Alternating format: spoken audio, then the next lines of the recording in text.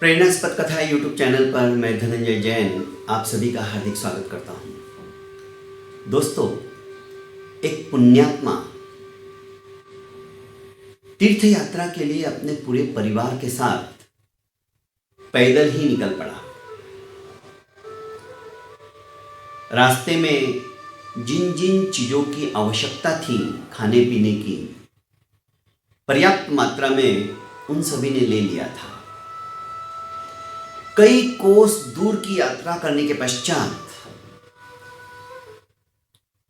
पास में जो पानी लिया था, जल लिया था, समाप्त हो गया। कंठ सूखने लगा था। उसके साथ साथ परिवार के सभी सदस्य प्यास के मारे परेशान हो चुके थे। किसी से भी अब एक पैर चलना भी दूभर हो रहा था। आखिर उसने परमात्मा से विनती की कि हे प्रभु, हम तीर्थ यात्रा के लिए निकले हैं ताकि हमारे जो पाप है, हमारे जो कलिमल है, वो समाप्त हो जाए। पर ऐसा लगता है पानी के अभाव में हम खुद ही समाप्त हो जाएंगे। हमारी तीर्थ यात्रा अधूरी रह जाएगी। कहीं से पानी मिले ऐसा कुछ साधन उत्पन्न कर दो, ऐसा कुछ दिशा निर्देश दे दो। अचानक इस पुण्यात्मा की दृष्टि पेड़ के नीचे बैठे हुए एक महात्मा के ऊपर पड़ी, जो कि ध्यानस्थ थे, ध्यानमग्न थे। महात्मा के पास आया और कहने लगा कि महात्मन, मैं और मेरा परिवार प्यासे हैं। कहीं से पानी मिल जाए तो महती कृपा होगी। महात्मा ने कहा कि उत्तर दिशा की ओर, ज्यादा नहीं, सिर्फ एक कोस चलो, वहां पे एक छोटी सी दरिया कल कल निनाद के साथ बह रही है। उसका स्वच्छ अच्छ निर्मल जल तुम पियो और तुम्हारे परिवार वालों को भी पिलाओ। अमृत जैसा वो जल है। बड़ा खुश हुआ। बाल्टी लेकर जलाशय की तरफ, जहां वो दरिया था छोटा, उस तरफ चल पड़ा। स्वयं ने पानी पिया और बाल्टी में अपने परिजनों के लिए, अपने परिवार वालों के लिए पानी भरकर फिर से उसी पेड़ की तरफ आने लगा। उत्तर दिशा की ओर से आते हुए 3-4 मुसाफिर, जो कि वो भी प्यासे थे, टकरा गए। उन्होंने कहा, भाई हमें भी थोड़ा पानी पिला दो, हम भी बहुत प्यासे हैं। इस पुण्यात्मा ने सारा पानी उन लोगों को पिला दिया, चले गए। फिर से गया, दरिया में बाल्टी डुबोई और फिर से अपने परिजनों को पिलाने के लिए आने लगा। और 5 व्यक्ति रास्ते में मिल गए। उन्होंने भी कहा कि हम प्यासे हैं, हमें पानी पिला दोगे तो बहुत बड़ी कृपा होगी। इस पुण्यात्मा ने फिर से उन लोगों को पानी पिला दिया। तीसरी बार, चौथी बार, कम से कम 5 बार ऐसा हुआ।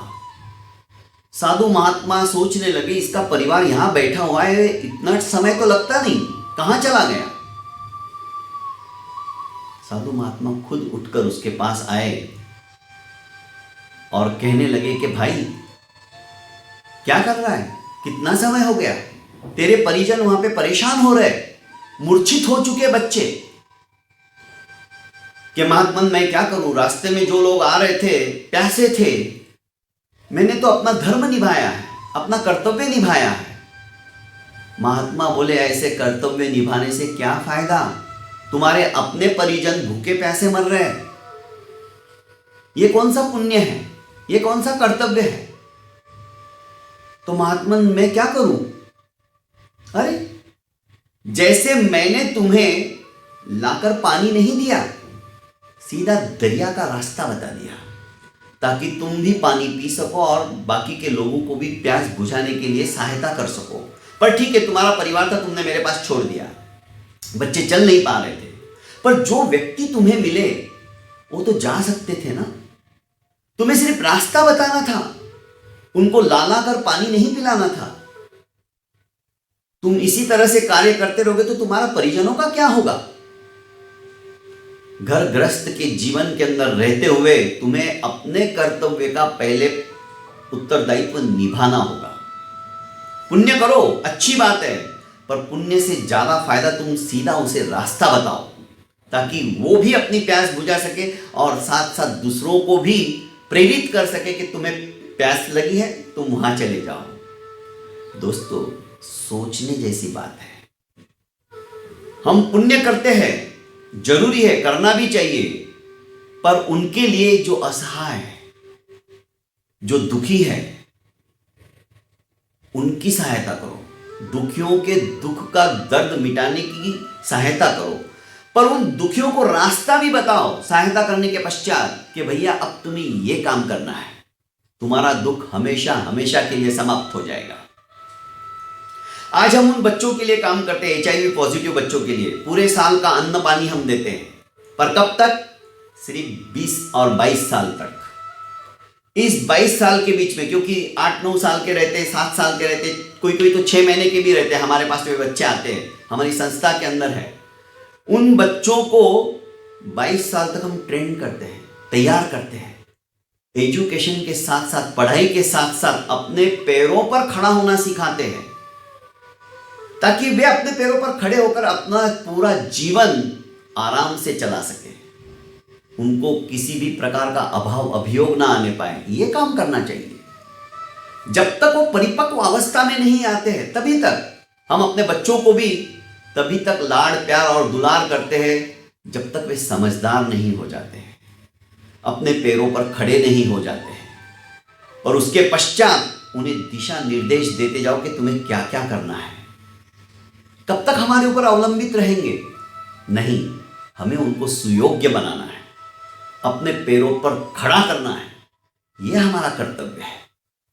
अपने कर्तव्य को भली भांति से यदि हम समझ लेते हैं ना दोस्तों, हमारा जीवन सफल हो जाता है। भगवान महावीर, भगवान कृष्ण और भगवान राम, ना तो कृष्ण गीता में है, थोड़ी बात अटपटी लग रही ना ही भगवान राम रामायण में है दोस्तों, और ना ही भगवान महावीर उत्तराध्ययन सूत्र या आगमों के अंदर है।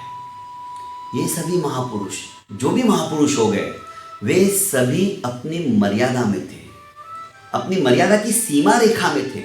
अपने कर्तव्यों को उन्होंने भुलाया नहीं था। फलस्वरूप स्वयं तो तीरे ही, और हम जैसों को भी भवजल तरने का उन्होंने एक रास्ता बताया। उस रास्ते पे तो हमको ही चलना होगा। वे लाके हमारा सब कुछ नहीं करने वाले हैं।